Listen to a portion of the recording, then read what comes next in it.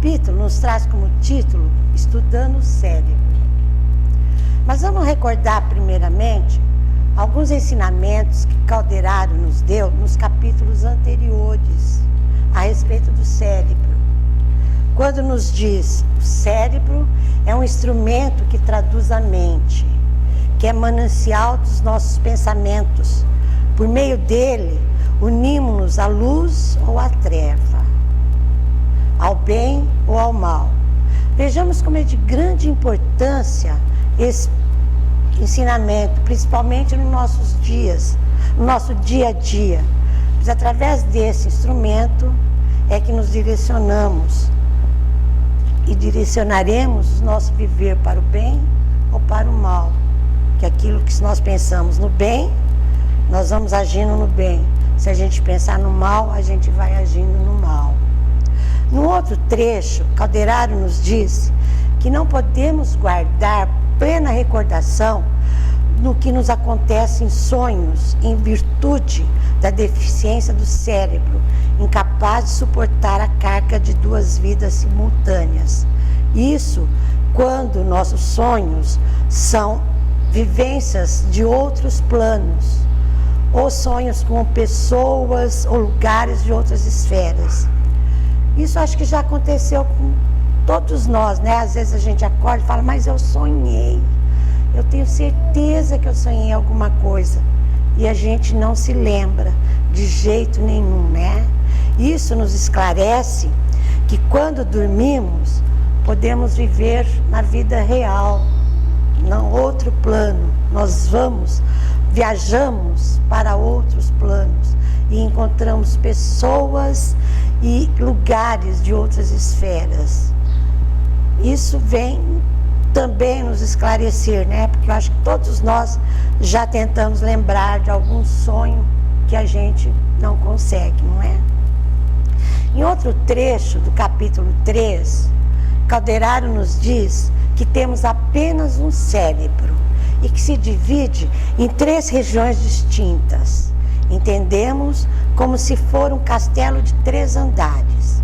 No primeiro, situa-se a residência dos nossos impulsos automáticos, como nos foi colocado pelo João na aula anterior, o porão, onde localiza-se todo o nosso passado.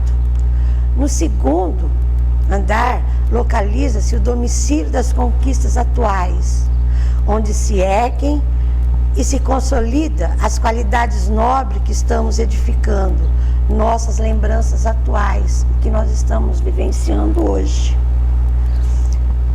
O que somos, o que vivenciamos na presente encarnação.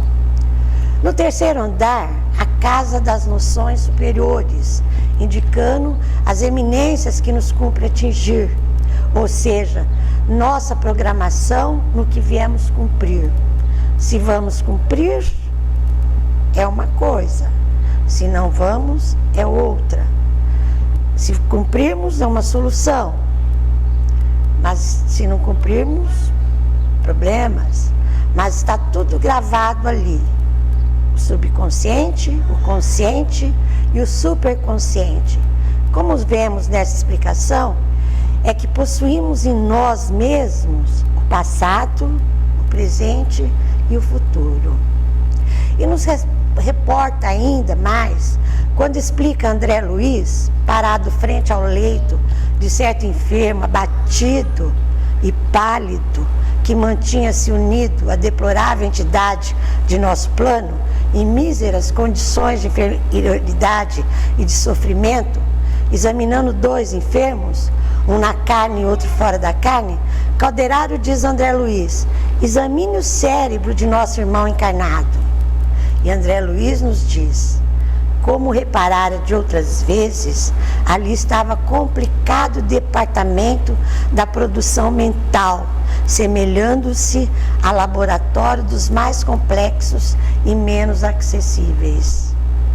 Vejam bem, nosso cérebro semelha-se a um laboratório dos mais complexos. E partindo desses ensinamentos, teremos mais condições de entender o nosso capítulo, que é o capítulo 4, que Calderaro inicia esse capítulo assim. Calderaro nos conta que iniciou aproximadamente 3 dias o trabalho de assistência a um amigo e com a mão espaldada sobre a fronte, ele consegue transmitir-lhe vigorosos fluidos da vida renovadora e com tudo isso já conseguia se inteirar de sua comovente história. E nos conta essa história. Esses homens trabalhavam juntos numa grande cidade, entregues ao comércio de quinquilharias. Um tornou-se homicida, o outro é o algoz desencarnado que o acompanha. O homicida desempenhava funções de empregado da vítima desde a infância e, quando atingiu a maioridade, exigiu do chefe, que passara a tutor, o pagamento de vários anos de serviço. Como sempre, o rebelde, né? Ele quer exigir, filho rebelde sempre quer exigir tudo do pai, né? Este negou-se, o patrão negou-se terminantemente a satisfazê-lo, alegando o trabalho que tivera para assisti-lo na infância e na juventude. E disse-lhe ainda mais que lhe proporcionaria vantajosa posição no campo dos negócios e lhe concederia interesses substanciais, mas não lhe pagaria nenhum vintém relativo ao passado. Até que tinha em conta como um filho, que lhe reclamava contínua assistência. Essas palavras soaram muito grosseiramente, foram trocadas com vibrações de cólera, e isso inflamou o cérebro do rapaz, que no auge da ira o assassinou, dominado por selvagem fúria. Antes, porém, de fugir do local, teve a frieza de ir até o cofre e retirar certa quantidade de dinheiro. Mas não tirou tudo, não. Mas tirou apenas aquilo que supunha ser de seu direito, como pagamento do tempo em que tinha trabalhado para este patrão. E dessa forma também conseguiria despistar a polícia de sua presença, de sua pessoa ali. E saiu do local deixando tudo em ordem, tudo arrumadinho como sempre fazia, sem deixar nenhuma pista sobre ele. No dia seguinte, retorna à casa comercial como se nada houvesse, se nada tivesse acontecido.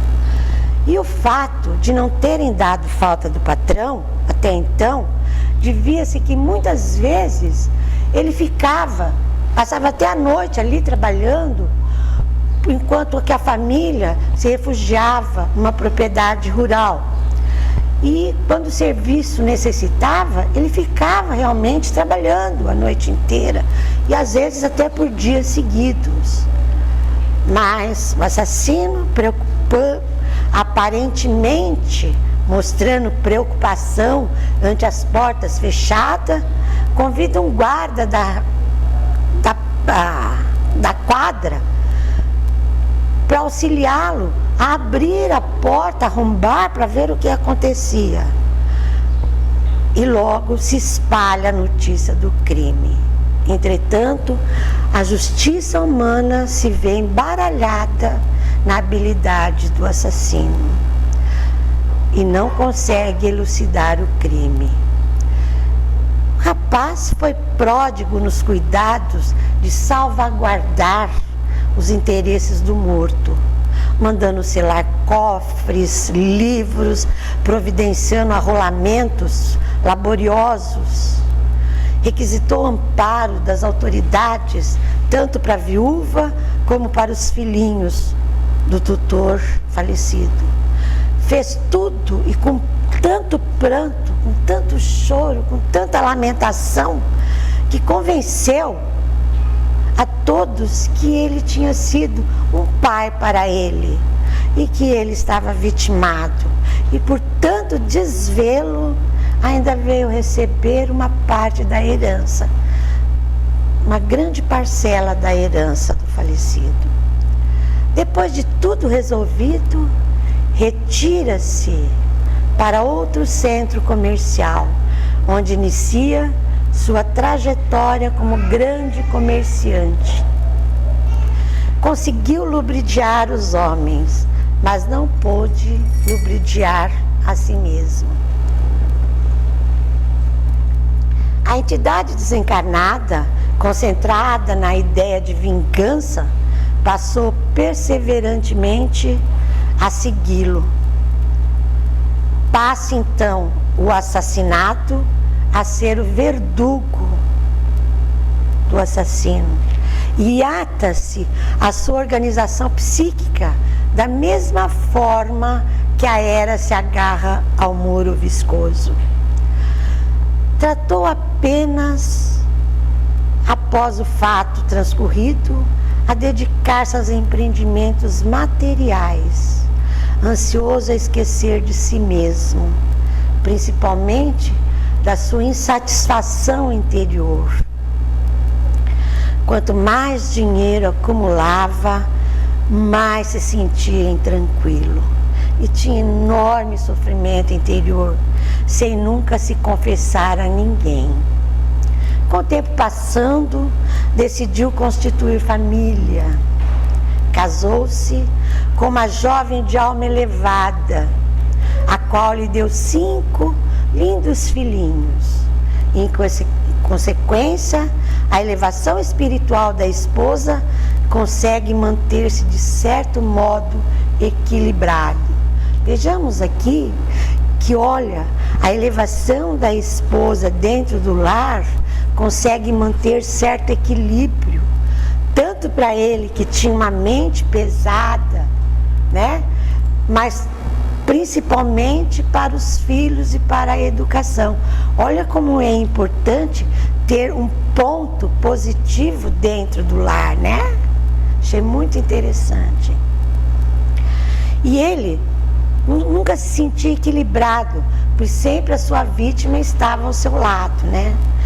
Por algumas vezes sofria de terríveis pesadelos, outras em depressões profundas, mas sempre existia amparado pelas afeições da esposa. Mas uma coisa é certa, não é? Se as leis humanas não correspondem à possibilidade dos erros dos homens, a lei divina jamais falece. Esse irmão homicida passa a dedicar-se quase que totalmente aos negócios e acumular fortuna, como se isso fosse amenizar seu sofrimento interior, pois faltava-lhe coragem para confessar seu crime às autoridades e pagar para as leis o que poderia, de alguma forma, amenizar o seu sofrimento interior, né? Calderaro nos explica que a mente criminosa, assediada pela presença da vítima, a perturbar-lhe a memória, passou a fixar-se na região intermediária do cérebro, porque a dor do remorso não lhe permitia fácil acesso à esfera superior do organismo perispíritico, onde os princípios mais nobres do ser erguem o santuário de manifestação da consciência divina. Vivia ele aterrorizado pelas recordações. Isso não lhe dava paz, não é? Mas, por outra parte, cada vez mais interessado em assegurar a felicidade da família, sendo esse seu único oásis naquele deserto de reminiscências, mas conferia que o dinheiro lhe proporcionara só uma posição social. Só sentia calma mesmo quando se emprenhava no trabalho exaustivamente. E quando tentava repousar, teria que ser quando sua estafa estivesse no auge total. E no dia seguinte, amanhecia abatido e cansado de ter tido uma noite toda de com seu perseguidor invisível nas horas de sono. Quantas pessoas que não levantam e falam: ai, só briguei esta noite, como levantei cansado, não é? Precisa pensar bem de como está agindo, né? No seu dia a dia, como estão seus pensamentos, para poder descansar. E como consequência, ele provocava um desequilíbrio das organizações perispiritual, a que se refletia na zona motora, implantando o caos orgânico. Quer dizer que seu físico ficava todo debilitado devido a essas brigas que ele tinha durante os sonos, né? Depois dessa explanação sobre o caso, Calderaro chama a atenção de André. Repara os centros corticais. André nos diz: contemplei, admirado, aquele maravilhoso mundo microscópico. As células piramidais, distinguindo-se pelo tamanho, diziam da importância das funções que lhe impediam no laboratório das energias nervosas. Observando atentamente o quadro, não parecia que estivesse a examinar o tecido vivo da substância branco-cinzenta. Tive a impressão que o córtex fosse um robusto dínamo em funcionamento. Não estaríamos diante de algum aparelho elétrico de complicada estrutura? Malgrado essas impressões, repara que a matéria cerebral ameaça amolecimento. André Luiz continua perplexo, sem saber como formular os comentários cabíveis, quando o assistente lhe vem em socorro, lhe esclarecendo: o socorro virá. Estamos curiosos? Na próxima aula, Marielle vem nos esclarecer todos esses problemas. Obrigada.